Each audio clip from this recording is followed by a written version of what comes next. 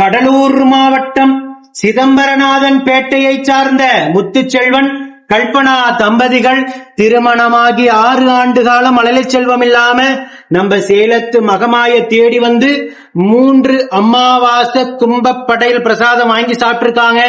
3வது மாதம் கும்பப்படையில் பிரசாதம் வாங்கி சாப்பிட்டு அதே வாரமே அம்மா மனமிறங்கி கருவை தக்க வச்சு அழகான பெண் குழந்தை ஈண்டெடுத்து அம்மனுக்கு தேங்காய் பழம் பூமாலை பட்டு வஸ்திரம் வேண்டுதல் கடனாக செலுத்திட்டு அதே போல அன்னதானத்திற்கு ஒரு சிப்பம் அரிசியும் துலாபாரத்தில் எடைக்கெட காணிக்கையும் வழங்கிட்டு உங்க முன்னாடி சாட்சியாக நின்றுட்டு இருக்காங்க.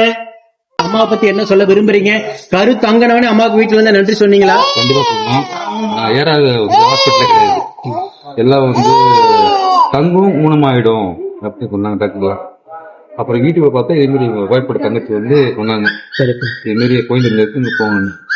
அதே மாதிரி அமாவாசை நாங்க ஸ்டார்டிங்கே அமாவாசை கிளம்பி வந்தோம். 3 அமாவாசை கண்டிப்பா வந்தோம். 3 அமாவாசை தங்கிட்டாங்க. சந்தோஷம்.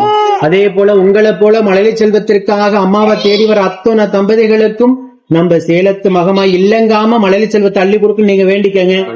நீங்க வரம் வாங்கிருக்கீங்க, நீங்களும் அம்மாட்டு வேணா எல்லாருக்கும் அம்மா வரம் கொடுப்பாங்க. எல்லாரும் நம்பி வாங்க, கண்டிப்பா அம்மாவுக்கு புரிவாங்க. சந்தோஷம். நீங்க அம்மா கிட்ட இருந்து வாங்கின கிஃப்ட போலவே எல்லாருக்கும் அம்மா இல்லங்காம வரத்தை அள்ளி கொடுக்கணும். யாராலையும் கொடுக்க முடியாத வரம். நீங்க சொல்லுங்க, அம்மா பத்தி என்ன சொல்ல